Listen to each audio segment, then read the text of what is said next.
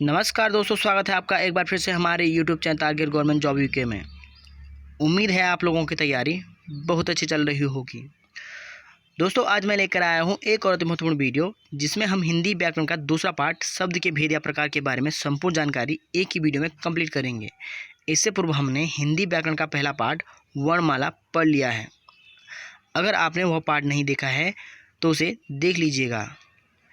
इस वीडियो को देखने के बाद आपको शब्द के बारे में कहीं से नहीं पढ़ना पड़ेगा, इतना मैं गारंटी के साथ कह सकता हूँ। दोस्तों, इस वीडियो को हमने फ्लो चार्ट व टेबल के माध्यम से आसान बनाया है, इसलिए इस वीडियो को अंत तक जरूर देखें। दोस्तों, हमारे चैनल पर राष्ट्रीय व अंतर्राष्ट्रीय करंट अफेयर्स तथा उत्तराखंड करंट अफेयर्स व कंप्यूटर तथा सामान्य अध्ययन प्रीवियस ईयर एमसीक्यूज़ के बहुत सारी वीडियोज़ अपलोडेड हैं। आप लोग चैनल के प्लेस में जाकर उन्हें देख सकते हैं। यह सारी वीडियोस कनिष्ठ सहायक, फॉरेस्ट गार्ड व राज्य स्तरीय परीक्षा हेतु महत्वपूर्ण है। दोस्तों, वीडियो अच्छी व हेल्पफुल हो तो चैनल को सब्सक्राइब कर सकते हैं। तो चलिए दोस्तों, शुरू करते हैं। इस वीडियो में हम शब्द क्या है, शब्द के भेद कितने होते हैं, पढ़ेंगे। सबसे पहले हम शब्द की परिभाषा जान लेते हैं। वर्णों की सार्थक एवं स्वतंत्र इकाई शब्द कहलाता है। वर्णों की सार्थक एवं स्वतंत्र इकाई शब्द कहलाता है, अर्थात शब्द की परिभाषा ऐसे भी कह सकते हैं कि दो या दो से अधिक वर्णों का समूह जो निश्चित अर्थ व्यक्त करता है शब्द कहलाता है। दो या दो से अधिक वर्णों का ऐसा समूह जो निश्चित अर्थ व्यक्त करता है शब्द कहलाता है। जैसे कमल एक शब्द है जिसका एक निश्चित अर्थ है। और दोस्तों, कमल शब्द क अ म अ ल अ वर्णों के सार्थक क्रम से बना शब्द है। सामान्यतः शब्दों में दो या दो से अधिक वर्ण होते हैं, परंतु कुछ वर्ण स्वतंत्र रूप से भी पूर्ण शब्द का अर्थ व्यक्त करते हैं। जैसे हाँ, ना और न पूर्ण शब्द का अर्थ व्यक्त करते हैं, जो कि यह वर्ण होते हुए भी पूर्ण शब्द का अर्थ व्यक्त कर रहे हैं। दोस्तों, ध्यान रहे, जब शब्द वाक्य में प्रयोग किया जाता है तो शब्द पद बन जाता है। दोस्तों, अब हम शब्दों के भेद या प्रकार के बारे में पढ़ लेते हैं। हिंदी भाषा में शब्दों का वर्गीकरण निम्नलिखित आधारों पर किया जाता है, जिसमें पहला है स्रोत या उत्पत्ति के आधार पर, दूसरा है रचना या बनावट के आधार पर, तीसरा है व्याकरणिक प्रकार के आधार पर, चौथा है अर्थ के आधार पर और पांचवा है प्रयोग के आधार पर शब्द के भेद। अब हम एक एक करके इनके बारे में पढ़ते हैं। चलिए आगे बढ़ते हैं। स्रोत या उत्पत्ति के आधार पर शब्द भेद। दोस्तों, स्रोत या उत्पत्ति के आधार पर शब्द के मूलतः 4 भेद होते हैं और कुल 5 भेद होते हैं, जिसमें पहला है तत्सम शब्द, दूसरा है तद्भव शब्द और तीसरा है देशज शब्द और चौथा है विदेशज शब्द और पांचवा है संकर शब्द। दोस्तों, स्रोत या उत्पत्ति के आधार पर शब्द का पहला भेद है तत्सम शब्द। तत्सम शब्द तत् धन सम दो शब्दों के मेल से बना है, जिसका शाब्दिक अर्थ है उसके समान। तत्सम शब्द की परिभाषा है ऐसे शब्द जो संस्कृत के समान हिंदी भाषा में प्रयुक्त होते हैं तत्सम शब्द कहलाते हैं। या फिर परिभाषा ऐसे भी कह सकते हैं कि संस्कृत भाषा के वे शब्द जो हिंदी में ज्यों के त्यों प्रयोग में लाए जाते हैं तत्सम शब्द कहलाते हैं। जैसे सूर्य, अग्नि, गृह, परीक्षा, पुष्प, कर्म आदि तत्सम शब्द हैं, जो कि संस्कृत भाषा के शब्द हैं और हिंदी में ज्यों के त्यों प्रयोग में लाए जाते हैं। चलिए आगे बढ़ते हैं। स्रोत या उत्पत्ति के आधार पर शब्द का दूसरा भेद है तद्भव शब्द। तद्भव शब्द तद धन भव दो शब्दों के मेल से बना है, जिसका शाब्दिक अर्थ है उससे उत्पन्न। तद्भव शब्द की परिभाषा है ऐसे शब्द जो संस्कृत से उत्पन्न हुए हैं तद्भव शब्द कहलाते हैं। अथवा परिभाषा ऐसे भी कह सकते हैं कि संस्कृत भाषा के शब्द जब परिवर्तित या विकृत होकर हिंदी भाषा में प्रयोग होते हैं तद्भव शब्द कहलाते हैं। जैसे सूर्य का सूरज, अग्नि का आग, गृह का घर, परीक्षा का परख, पुष्प का फूल और कार्य का काम हो जाता है। दोस्तों, इस टेबल में हमने अति महत्वपूर्ण तत्सम और तद्भव शब्द लिखे हैं। अगर आप लोगों ने सारे याद कर लिए तो मैं गारंटी के साथ कह सकता हूँ कि कभी भी तत्सम तद्भव वाले प्रश्न गलत नहीं होंगे। कुछ महत्वपूर्ण तत्सम एवं तद्भव शब्द इस प्रकार हैं। पहले कॉलम में तत्सम शब्द हैं और दूसरे में उसके तद्भव शब्द, तीसरे में तत्सम शब्द हैं और चौथे में उसके तद्भव रूप लिखे हैं। अद्य का तत्सम तद्भव होता है आज और अंधकार का तद्भव होता है अंधेरा। अगम्य का होता है अगम और अंगुली का होता है अंगुली। भिक्षा का होता है भीख। गौ का होता है गाय। अंगुष्ठ का होता है अंगीठी। पाषाण का होता है पाहन। घोटा का होता है घोड़ा। अक्षर का होता है आखर। दोस्तों एक एक तत्सम तद्भव शब्द अगर मैं पढ़ूंगा तो काफ़ी समय लग जाएगा और वीडियो लंबी हो जाएगी, इसलिए आप लोग स्क्रीनशॉट लेकर इनको याद कर सकते हैं या फिर नोट कर सकते हैं। चलिए आगे बढ़ते हैं। अक्षी का होता है आँख और अमावस्या का होता है अमावस। अर्ध का होता है आधा। आशा का तत्व होता है आस। आम्र का होता है आम। ओस का होता है ऊँट। चलिए आगे बढ़ते हैं। एकत्र का तद्भव होता है इकट्ठा। ईर्ष्या का होता है ईसा। स्टिका का होता है ईंट। उज्ज्वल का होता है उजाला। उच्च का होता है ऊंचा। चश्मा का होता है ऐनक। कूप का होता है कुआं। दोस्तों कुछ तत्सम तद्भव शब्द हमें पहले से ही याद होते हैं और कुछ को याद करना पड़ता है, और यदि कुछ याद भी नहीं होते हैं तो कोई दिक्कत नहीं। ऐसा इसलिए कह रहा हूँ कि अगर आपने 95% याद कर लिए तो प्रश्नों को आप लोग एलिमिनेशन मेथड से भी कर सकते हैं।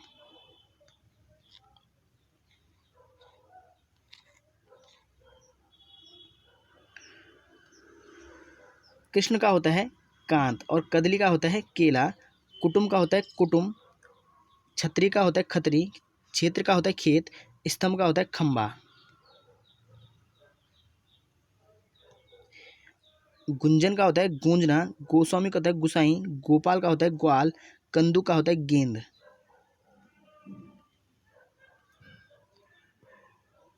घोटा का होता है घोड़ा और चटिका का होता है चिड़िया।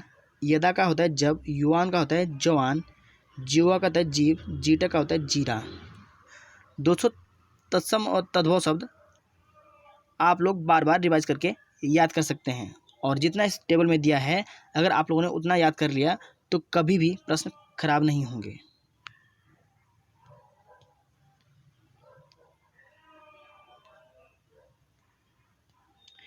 तीर्थ का होता है तीर्थ। स्थान का होता है थान। दधी का होता है दही और दक्षिण का होता है दाहिना। दीपावली का होता है दिवाली। धरित्री का होता है धरिती। धावन का तद्भव होता है धूना। धरतुर का होता है धतूरा।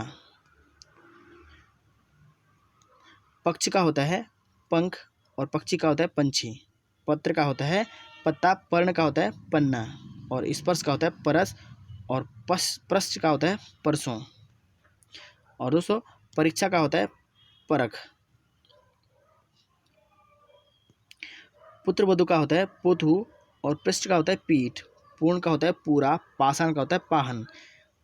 पुच्छ का होता है पूंछ। पक्ष का होता है पाख।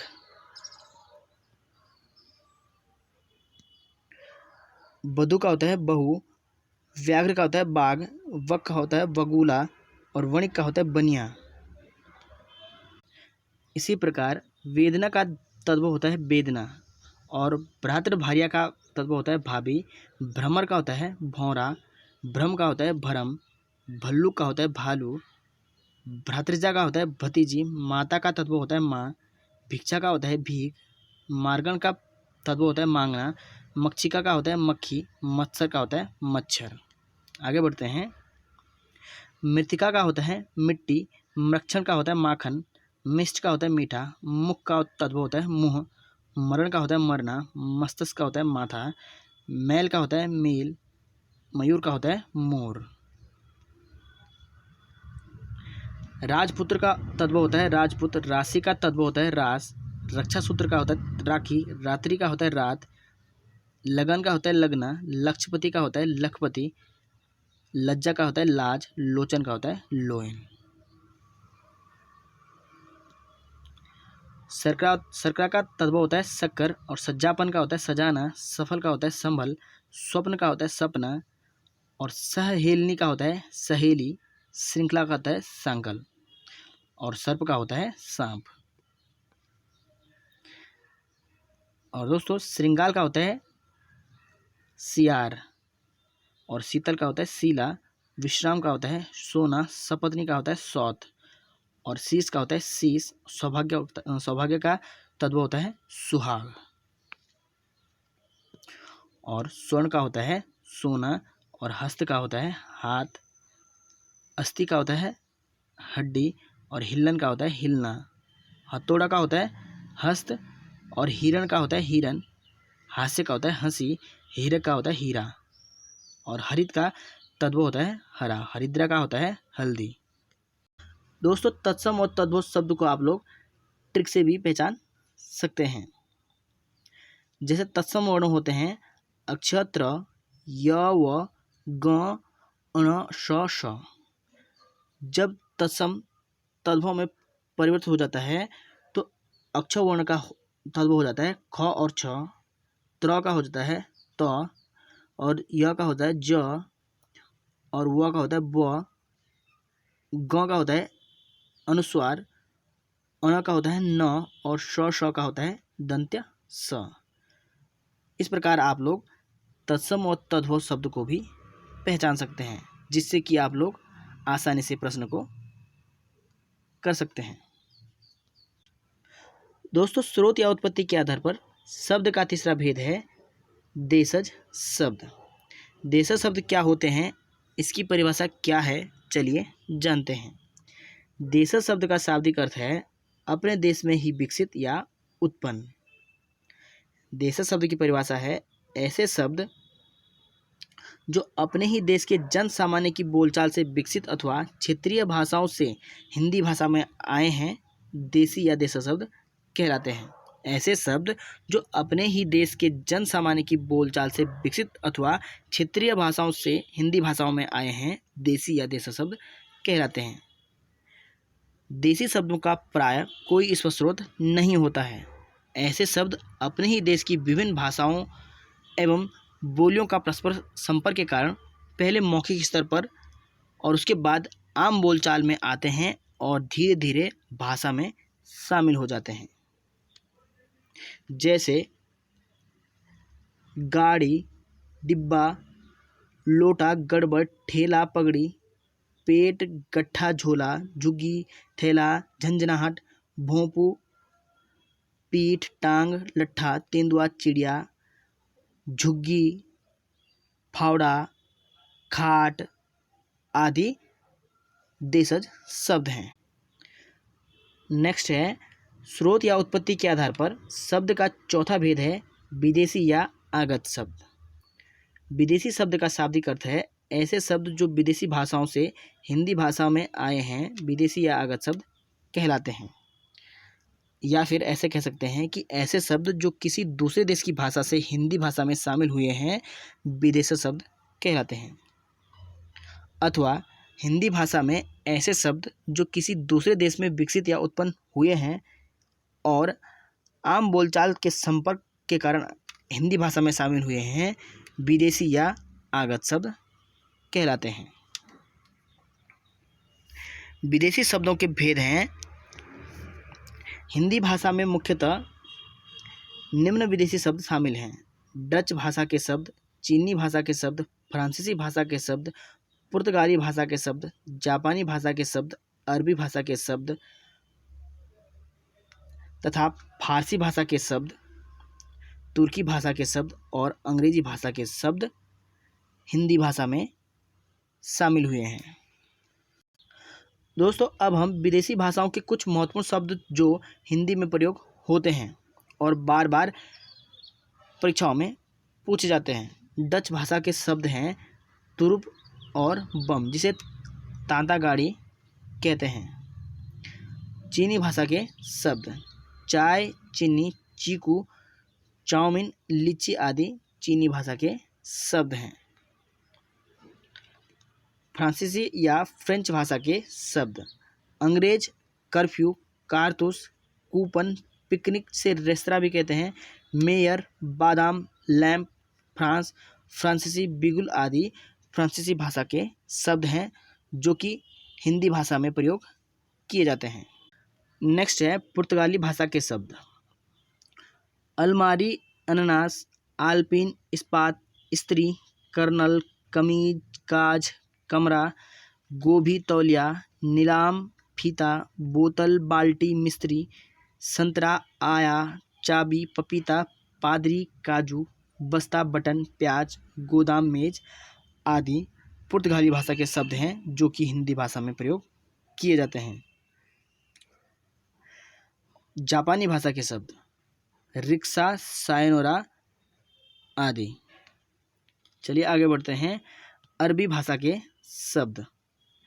अल्लाह, अमीर, आदमी, अजीब, अदालत, अक्ल, आज़ाद, इशारे, इरादे, इलाज, इंतजार, गरीब, औलाद, इज्जत, इनाम, इनाम, इस्तीफा, कमाल, कानून, मदद, कुर्सी, कब्जा, किस्मत, किताब, कबीले, कीमत।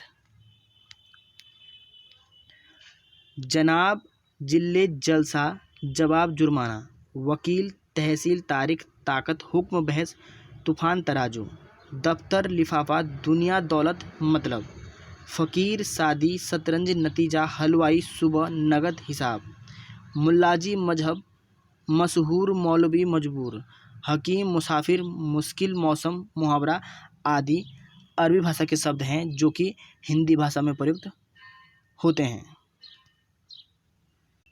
नेक्स्ट है फारसी भाषा के शब्द। दोस्तों हमने वर्णमाला क्रम के अनुसार फारसी भाषा के शब्दों को लिखा है जिससे कि आप लोग आसानी से समझकर याद कर सकें। दोस्तों हमने सारे महत्वपूर्ण शब्द इस वीडियो में लिए हैं। मुझे उम्मीद है इससे बाहर परीक्षा में कुछ नहीं होगा।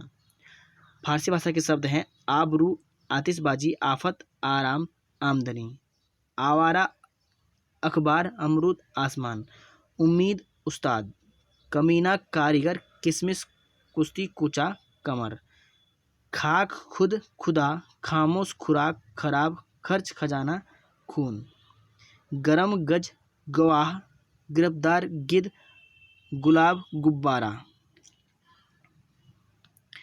चादर, चालाक, चश्मा, चेहरा, जलेबी, जहर, जोर, जिंदगी, जागिर, जादू, जुर्माना, जमीन, जगह, जेब, जानवर, तबाह, तमाशा, तनख्वाह, ताजा, तेज, दंगल, दरबार, दवा, दिल, दीवार, दुकान, दर्जी, दरवाजा, नापसंद, नापाक, नेक, नमक, पजामा, पर्दा, पैदा, पुल, पेश, बारिश, बुखार, बर्फी, बीमार, मजा, मकान, मजदूर, मोर्चा, मलाई, याद, यार, रंग, राह, लगाम, लेकिन, वापिस, शादी, शेर, शराब,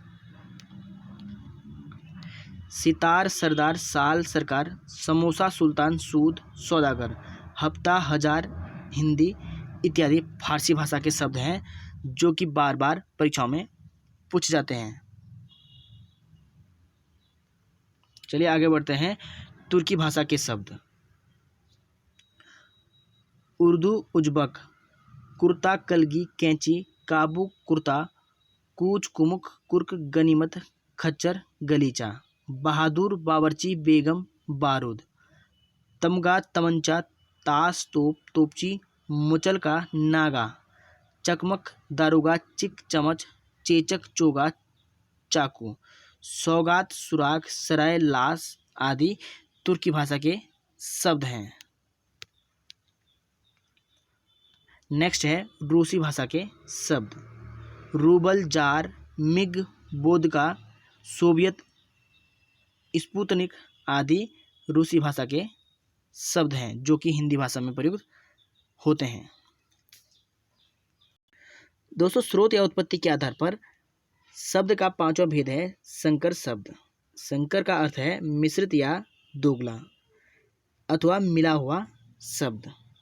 संकर शब्द की परिभाषा है ऐसे शब्द जो एक से अधिक भाषाओं के मेल से बने हुए हैं मिश्रित या संकर शब्द कहलाते हैं। ऐसे शब्द जो एक से अधिक भाषाओं के मेल से बने हुए हैं मिश्रित या संकर शब्द कहलाते हैं। अर्थात दो भिन्न भाषाओं के मेल से बने शब्द संकर शब्द कहलाते हैं। संकर शब्द के दोनों खंड अलग अलग भाषाओं के होते हैं, जैसे किताब और घर, किताब घर, टिकट घर, तोपखाना, छायादार, जेल यात्रा, रेल यात्रा, लाठीचार्ज, रेलगाड़ी, घुड़सवार, चालबाज, वर्षगांठ, फूलदान, पानदान, कागज पत्र आदि संकर शब्द हैं।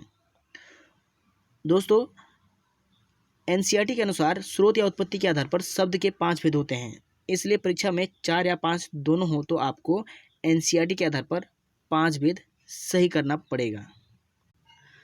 दोस्तों, शब्द के वर्गीकरण का दूसरा आधार है रचना या बनावट के आधार पर शब्द भेद। रचना या बनावट के आधार पर शब्द के मूलतः 2 भेद होते हैं और कुल 3 भेद होते हैं। पहला है मूल शब्द या रूढ़ शब्द, दूसरा है व्युत्पन्न शब्द। सबसे पहले हम मूल शब्द या रूढ़ शब्द क्या होते हैं जान लेते हैं। रूढ़ का शाब्दिक अर्थ है परिवर्तन या बदलाव न चाहना।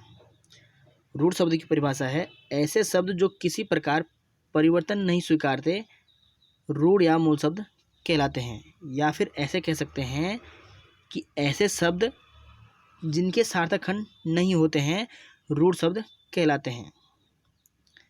ऐसे शब्द जिनके सार्थक खंड नहीं होते हैं रूढ़ शब्द या मूल शब्द कहलाते हैं, जैसे कमल, जल, पानी, दुकान, दिन, पुत्र, पुष्प, घर, मकान, कमल, रात आदि रूढ़ शब्द या मूल शब्द हैं।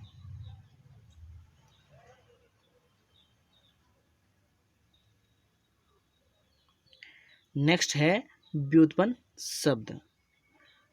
व्युत्पन्न शब्द की परिभाषा है 2 शब्दों अथवा शब्दांशों से बने शब्द व्युत्पन्न शब्द कहलाते हैं।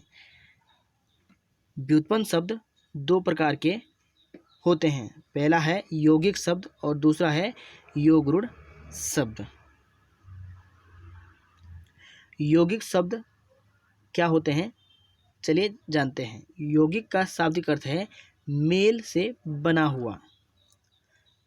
इसकी परिभाषा है ऐसे शब्द जो 2 या 2 से अधिक मूल शब्द या रूढ़ शब्दों के मेल से बने होते हैं तथा अपने शाब्दिक अर्थ तक ही सीमित रहते हैं, यौगिक शब्द कहलाते हैं। ऐसे शब्द जो 2 या 2 से अधिक मूल या रूढ़ शब्दों के मेल से बने होते हैं और अपने शाब्दिक अर्थ तक ही सीमित रहते हैं, यौगिक शब्द कहलाते हैं। यौगिक शब्दों की रचना प्रायः उपसर्ग, प्रत्यय, संधि व समास आदि से होती है, जैसे उप प्लस कार बराबर उपकार, प्रतिधन दिन बराबर प्रतिदिन, अधन ज्ञानी बराबर अज्ञानी, राजधन पुत्र बराबर राजपुत्र, दुकान धन दार बराबर दुकानदार। ये सभी यौगिक शब्द के उदाहरण हैं। नेक्स्ट है योगरूढ़ शब्द। ऐसे शब्द जो 2 या 2 से अधिक रूढ़ शब्दों के मेल से बने होते हैं परंतु अपना शाब्दिक अर्थ न देकर किसी विशेष व्यक्ति या वस्तु के लिए रूढ़ हो जाते हैं, योगरूढ़ शब्द कहलाते हैं। या ऐसे भी कह सकते हैं कि 2 या 2 से अधिक मूल शब्दों के मेल से बने ऐसे शब्द जो अपना शाब्दिक अर्थ न देकर किसी अन्य अर्थ की ओर संकेत करते हैं, योगरूढ़ शब्द कहलाते हैं। प्रायः बहुब्रीहि समास के सभी उदाहरण योगरूढ़ शब्द होते हैं, जैसे हिमालय, हिमधन आलय, एक धन दंत बराबर एक दंत, पीताम्बर, चक्रधर, नीलकंठ, पवनपुत्र, जलज, पंकज आदि बहुब्रीहि समास के उदाहरण हैं और सभी योगरूढ़ शब्द भी हैं। परंतु दोस्तों, सभी योगरूढ़ शब्द के उदाहरण बहुब्रीहि समास के उदाहरण नहीं होते हैं। किसी भी जल के पर्यायवाची के अंत में ज या द लगा हो तो वह योगरूढ़ शब्द होता है। दोस्तों, अब हम यौगिक तथा योगरूढ़ शब्दों में अंतर समझ लेते हैं। यौगिक तथा योगरूढ़ शब्द दोनों ही एक से अधिक रूढ़ शब्दों के मेल से बने होते हैं, परंतु यौगिक शब्दों के सभी खंड अपना शाब्दिक अर्थ तक ही सीमित रहते हैं, अर्थात किसी अन्य अर्थ की ओर संकेत नहीं करते। जबकि योगरूढ़ शब्द के सभी खंड अपना शाब्दिक अर्थ छोड़कर किसी अन्य विशेष व्यक्ति या वस्तु की ओर संकेत करते हैं या उसके पर्यायवाची शब्द बन जाते हैं। जैसे विद्यालय, चौपाया यौगिक शब्द हैं और हिमालय, चारपाई योगरूढ़ शब्द हैं। दोस्तों ध्यान रहे, योगरूढ़ शब्द प्रायः किसी विशेष व्यक्ति, देवी देवता या विशेष वस्तु या पर्यायवाची या विशेषण होते हैं और योगरूढ़ शब्द एक वचन में ही प्रयुक्त होते हैं, जबकि यौगिक शब्द एक वचन और बहुवचन दोनों में प्रयोग होते हैं। लेकिन चारपाई एक अपवाद है। चारपाई एक वचन और बहुवचन दोनों में प्रयोग होता है। और दोस्तों ध्यान रहे, बहुब्रीहि समास के सभी उदाहरण योगरूढ़ शब्द होते हैं, जबकि सभी योगरूढ़ शब्द के उदाहरण बहुब्रीहि समास के उदाहरण नहीं होते हैं। दोस्तों शब्द भेद का तीसरा आधार है व्याकरणिक प्रकार के आधार पर शब्द भेद। व्याकरणिक दृष्टि से शब्द दो प्रकार के होते हैं। पहला होता है विकारी शब्द और दूसरा होता है अविकारी शब्द। पहले हम विकारी शब्द के बारे में जान लेते हैं कि विकारी शब्द क्या होते हैं और इसकी परिभाषा क्या है। विकारी शब्द ऐसे शब्द जो लिंग, वचन, काल, कारक, सर्वनाम, विशेषण व क्रिया आदि के आधार पर विकृत या परिवर्तित हो जाते हैं, विकारी शब्द या विकृत शब्द कहलाते हैं। संज्ञा शब्दों में विकार किस प्रकार होता है, चलिए देख लेते हैं। संज्ञा शब्द लिंग, वचन, कारक के आधार पर विकृत होते हैं। जैसे नारी एक मूल शब्द है और इसका रूपांतरित शब्द है नारियां और नारियों। लड़का एक मूल शब्द है और इसका विकृत रूप है लड़के और लड़कों। पुत्र एक मूल शब्द है और इसके विकृत रूप हैं पुत्री और पुत्रों। नेक्स्ट है सर्वनामों के विकार। दोस्तों सर्वनाम कारक वचन के आधार पर विकृत होते हैं। जैसे वह सर्वनाम है, इसके रूपांतरित शब्द हैं उसे, उसको, उसका, और तू का रूपांतरित या विकृत शब्द है तेरा, तुझको, तुमसे, और मैं का विकृत या रूपांतरित शब्द है मुझसे, मेरे लिए, मेरा। चलिए आगे बढ़ते हैं। विशेषणों के विकार। दोस्तों विशेषण लिंग, वचन के आधार पर विकृत होते हैं। जैसे अच्छा विशेषण है, इसका रूपांतरित या विकृत रूप है अच्छी, अच्छे, और साफ का है सफाई, सफाया, काला का है कालिमा, काली। नेक्स्ट है क्रियाओं के विकार। दोस्तों क्रिया लिंग, वचन, काल के आधार पर विकृत होते हैं।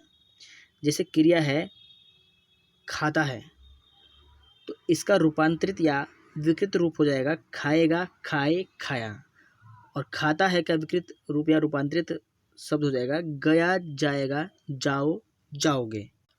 विकारी शब्दों के भेद। दोस्तों विकारी शब्द के चार भेद होते हैं। पहला है संज्ञा, दूसरा है सर्वनाम, तीसरा है विशेषण, चौथा है क्रिया। संज्ञा के 5 भेद होते हैं, सर्वनाम के 6 भेद होते हैं, विशेषण के 4 या 5 भेद होते हैं और क्रिया के 2 भेद होते हैं। दोस्तों हम नेक्स्ट क्लास में एक एक करके इनको डिटेल्स में पढ़ेंगे। दोस्तों व्याकरणिक प्रकार के आधार पर शब्द का अगला भेद है अविकारी शब्द। अविकारी शब्द क्या होते हैं, इसकी परिभाषा क्या है, चलिए जान लेते हैं।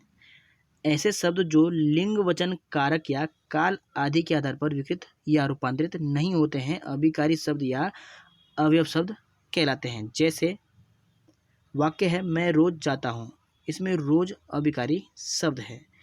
दूसरा वाक्य है घोड़ा तेज दौड़ता है, इसमें तेज अविकारी शब्द है। तीसरा है वह ध्यानपूर्वक पढ़ता है, इस वाक्य में ध्यानपूर्वक अविकारी शब्द है। चौथा है वाह तुमने अच्छा बोला, इसमें वह एक अविकारी शब्द है। और पांचवा वाक्य है वह बाहर बैठा है, इसमें बाहर अविकारी शब्द है। अविकारी शब्द मूलतः 4 प्रकार के होते हैं और कुल 5 प्रकार के होते हैं। पहला है क्रिया विशेषण, दूसरा है संबंध बोधक शब्द, तीसरा है समुच्चय बोधक शब्द, चौथा है विस्मयादि बोधक शब्द और पांचवा है निपात। दोस्तों शब्द के वर्गीकरण का अगला आधार है अर्थ के आधार पर शब्द भेद। अर्थ के आधार पर शब्द के 5 भेद होते हैं। पहला है एकार्थी शब्द, दूसरा है अनेकार्थी शब्द, तीसरा है समरूप भिन्नार्थी शब्द, चौथा है पर्यायवाची शब्द और पांचवा है विपरीतार्थक शब्द। दोस्तों इनके बारे में हम अलग से वीडियो में पढ़ेंगे। शब्दों के वर्गीकरण का 5वां आधार है प्रयोग के आधार पर शब्द भेद। प्रयोग की दृष्टि से शब्द के 3 भेद होते हैं। पहला सामान्य शब्द, दूसरा तकनीक शब्द, तीसरा अर्धतकनीक शब्द। पहले हम सामान्य शब्द के बारे में जानते हैं।